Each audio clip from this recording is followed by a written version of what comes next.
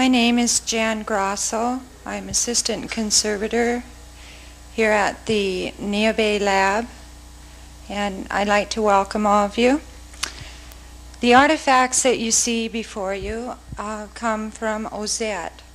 Ozette was one of the 5 year-round villages of the Makah people. Ozette was one of the 5 year-round villages of the... Go ahead and start all over. Yeah, let's Okay. start from the top because I had a bad movement here. This thing was locked down. Okay, just go ahead and restart. My name is Jan Grosso. I'd like to welcome you to the Neobay Lab. The artifacts that you see here are from Ozette. Ozette was one of the 5 year-round villages of the Makah people. It was probably one of the larger ones. It stretched for around 3/4 of a mile on the ocean beach at Cape Alava. The artifacts here are 300 to 500 years old, and the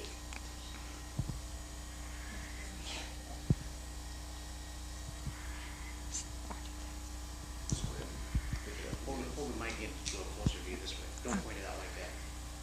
like No. Hold it in like this. Just lay it against you like that. There. Just hold it down here, boy. You don't have to point it at you. That's fine. Can you explain a little bit something about, okay, I've got this picture here now of What that picture is. the section, cross-section of the picture you see here is a simple drawing of the side wall at Ozette, and it shows the different layers of midden. The top layer is the historic unit. This contains historic materials such as metal, bottles, dishes, glass trade beads, and all sorts of trade items. As you can see here from the drawing, the gray part shows where the mudslides occurred. Now, there were several mudslides at Ozette, and Ozette was such a beautiful place to live that the people would move back and rebuild after each slide. This unit here is the late prehistoric period at Ozette, and we find no evidence of trade items, such as I explained earlier in the upper layers. This large area here is where the mudslide occurred 300 to 500 years ago. And the items that you see on the table here come from Unit 5, which is where the old house was located. There was another mudslide that occurred earlier, and we have a deeper unit. However, the preservation in this area is not very good, and so we feel that it is really better to save the things that are so well preserved. You can see that we do have perishable artifacts here. What makes Ozette such a unique site is the fact that we are uncovering houses that have the tools and all the items that the people were using at the time the slide occurred. We have boxes and bowls, baskets, hats, rain hats, and we have slate blades, and the handles are still attached. In most cases, archaeologists would find the slate blade, but the handle would be just a brown stain in the dust. The people at Ozette were whalers and sealers. We have their whaling equipment, their whaling harpoons, the harpoon heads. We have the sealing equipment, sealing harpoons. We have fishing equipment, and many, many items. To date, there 44,000 items have come from Ozette.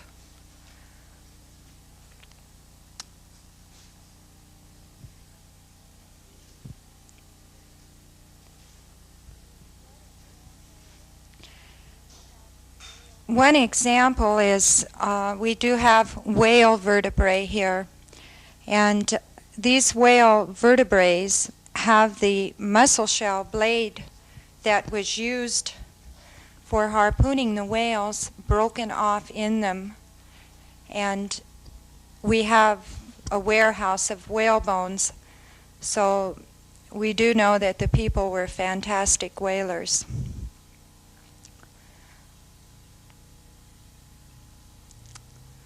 I've lost my train of thought. It's okay.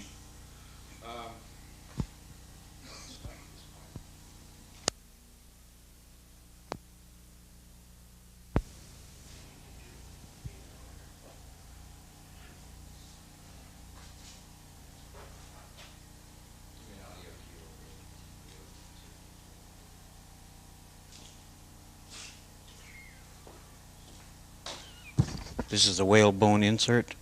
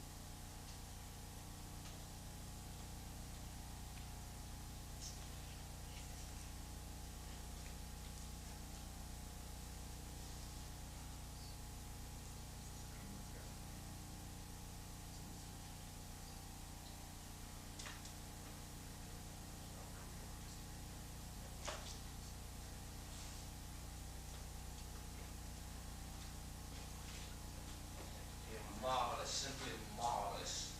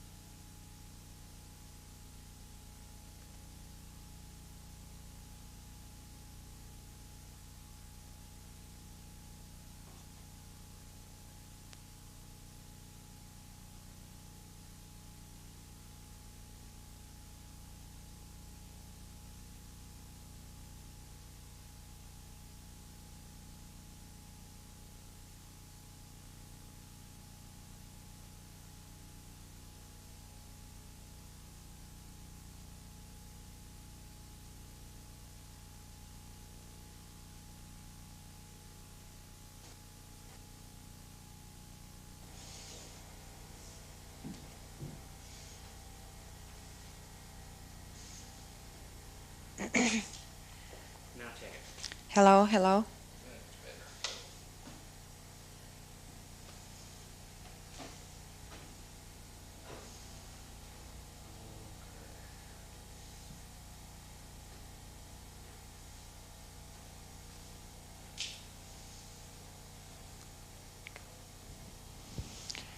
The first phase of the OZET project began in 1966.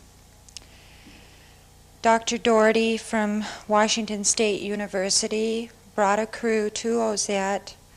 They were sure there was a village located there. They ran test trenches up the side of the hill, and they did indeed find artifacts. During Makah days, the crew visited here in Neah Bay, and Dr. Doherty was approached by some of the senior citizens they asked him at that time if he had found buried houses. He said, "No, we haven't. Why do you ask?"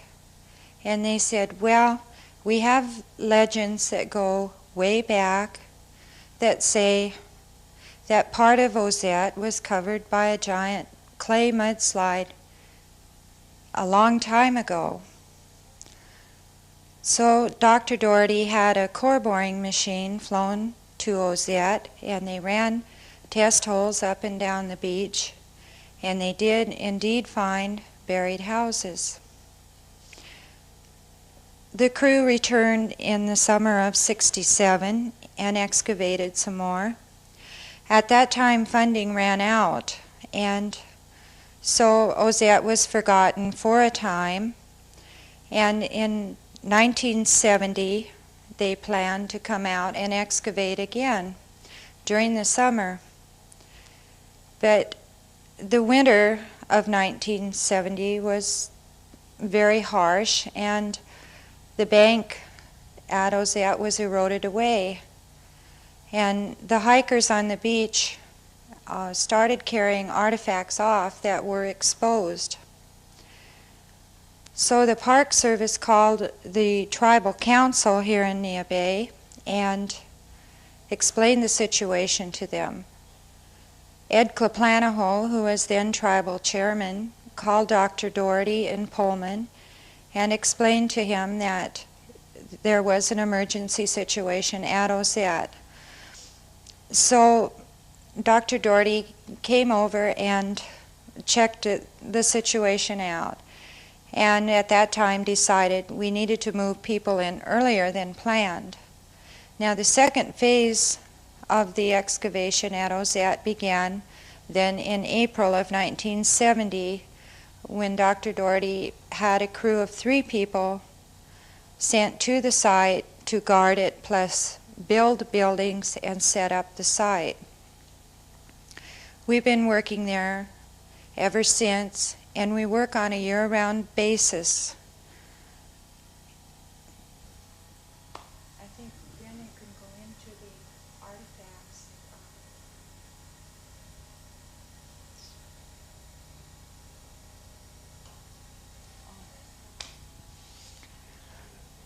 So far, at Ozette, we have excavated 1 house completely. We are also now working on a second, a third, and we have looked at a 4th house. And during these excavations of the second, third, and 4th houses, we have discovered a 5th house. To date, we know of 9 buried houses at Ozette. We do hope to continue and excavate at least 3 completely and leave the future excavations to archaeologists who will possibly have more knowledge as to how to excavate this type of site, and also there may be better methods of preservation in the future.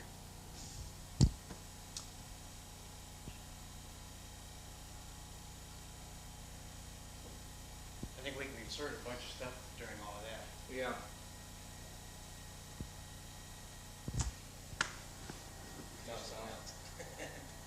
Somehow I want to get in here the fact that the Makah people have worked with us very willingly, and that this laboratory is due to their efforts. That can be in your wrap of this segment, probably. However you want to wrap it up. It's not recorded. Rolling, you got your watch going? That's the one. Okay. For example, these slate blades here, archaeologists usually would find the blades, but the wooden handles that you see here would be a brown stain in the dust. Okay, do it again, just like that. Okay. For example, these slate blades that you see here, archaeologists in most cases would find the blade, but the wooden handles that you see in place here would be nothing but a brown stain in the dust. Thanks a lot.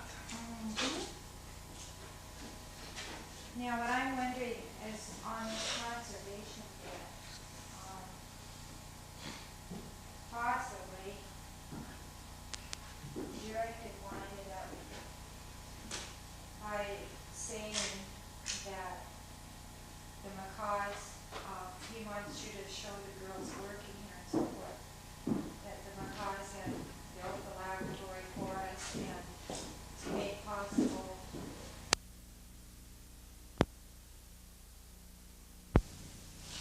Rolling. There's plenty later. We had 2 or 3 of these inserts that we could use. I think it'll work good.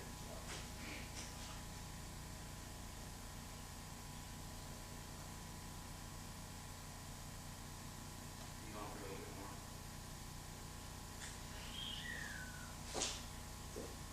This is a possible insert that we can use. Okay.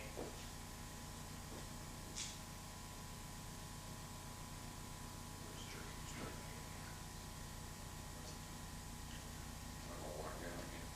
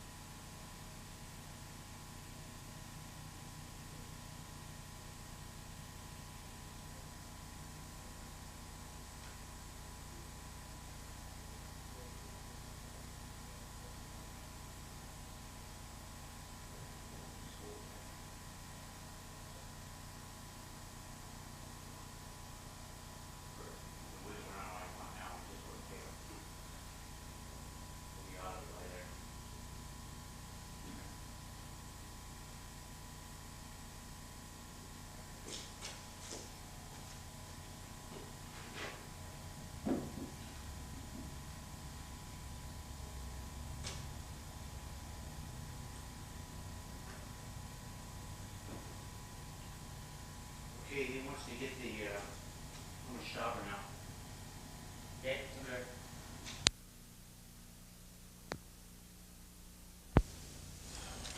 Wait just a little bit. We need about 20 seconds or so of leader on the front here. The machine get up to speed. This is take 469. Let's try to do it right this time, Skip. I'm Jerry Grasso, conservator for Washington State University Washington Archaeological Research Center, and in charge of the laboratory here at Neah Bay. The main things we're trying to do with conservation work here at Neah Bay Laboratory is to establish techniques which are suitable for mass production processing of large quantities of artifacts, because we have some 24,000 perishable items so far with a relatively small staff and a relatively small budget. The material that we're working with, much of it would turn to dust within a few weeks after excavation. All of it begins to deteriorate almost immediately on exposure to air. We've had a great deal of success in establishing techniques which do work for mass production processing of the material, and we're developing other techniques for special problem cases. One of the goals that we have here at Neah Bay Laboratory is to have the Makah conservators who are in training here, Patricia Wilkie, Kathleen Powell, be ready in the relatively near future to take over the maintenance, the conservation, the preservation of the artifacts that we have recovered from OZET. as well as other projects which have been going on and will be going on the reservation as part of the Makah Cultural and Research Center. I'd like to introduce the girls to you. They've been working here for several years. I think Tricia's been here for 3 years and Kathy 4, working on the program. And they're becoming more and more competent and ready for this very responsible role that they will have in maintenance of these things, which are both scientifically extremely important and, of course, are very important to the Makah people. First is Trish. Would you like to say a little bit about what you're doing and the program in general? Trish?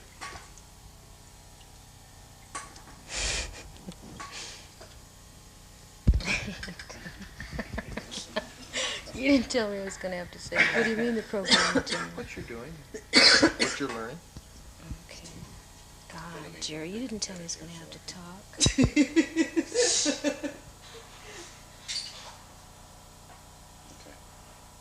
Just tell me what you're doing here, what this is. Tell me when.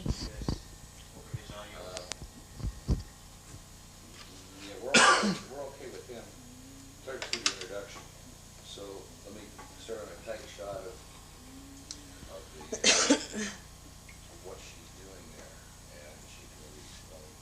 You can hold the microphone for her, and she can be doing. Go ahead with your work. Okay, now I'm ready. Want to give a level? Want a level on it? Yeah. Go ahead, talk. Okay, this is a whaling harpoon basket. Okay? Can we have your hand in there when the brushing? Okay. Not going to start. Okay, this is a whaling harpoon basket made out of cedar bark, and it's already gone into routine treatment, and I'm working on repairing and cleaning and just general repair work on the basket. Thank you, Trish. I have a few words from Kathy Powell. Would you like to tell us what you're doing there, Kathy? Well, right. I was working on the line here. It was broken down in this area here, and what I've done is ethulosed it with 4,000, and I tied the line back in this area here, and then just put plastic over it, wrapped it in plastic, and then just shot ethulose into it. And that's generally about it, and right now it's stable. Thank you. It gives you an idea of some of the kinds of things that we are doing in the lab. It's a variety of things. Some things we do over and over again, literally thousands of times. Other things are a one-of-a-kind case and require, in some cases, years of planning on how it's to be done because we only have one chance at it, and we try to do it right the first time. The laboratory here was provided for the project by the Makah tribe, the Makah people, so that we would have a place where we could carry out our research here on the reservation rather than having to take the artifacts away to our own facilities at Pullman. This way the things, I think, are where they belong because the people here do have a very close identification with the material, and it's only logical that the things be kept close to the people who are so closely related to them and so interested in them.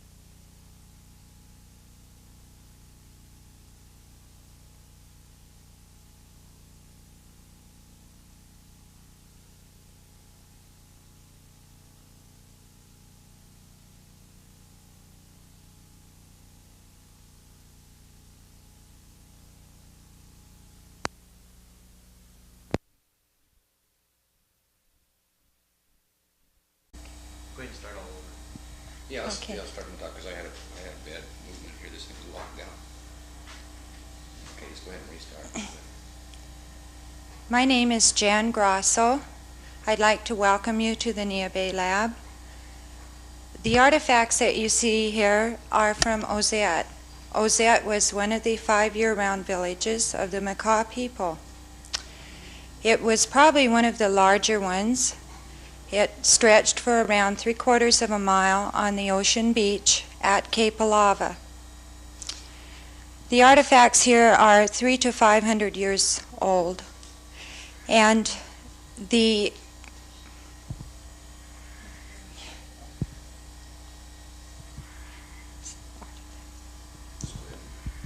Hold the mic in a little closer to you this way. Don't point it out like that. Like- No. Hold it in like this. Just right against you like that. There. Just hold it down here, boy. You don't have to point it at your ear. That's fine. Can you explain a little bit something about, okay, I've got this picture here now of the, What that picture is. section, cross-section of the, The picture you see here is a simple drawing of the side wall at Ozette, and it shows the different layers of midden. The top layer is the historic unit. This contains historic materials such as metal, bottles, dishes, glass trade beads, and all sorts of trade items. As you can see here from the drawing, the gray part is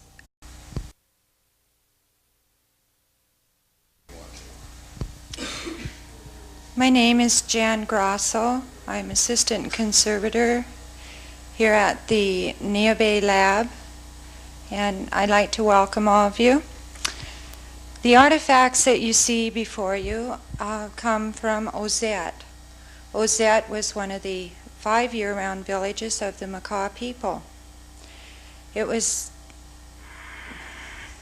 Ozette was one of the 5 year-round villages of the Start again. shows where the mudslides occurred. Now there were several mudslides at Ozette, and Ozette was such a beautiful place to live that the people would move back and rebuild after each slide. This unit here is the late prehistoric period at Ozette, and we find no evidence of trade items such as I explained earlier in the upper layers. This large area here is where the mudslide occurred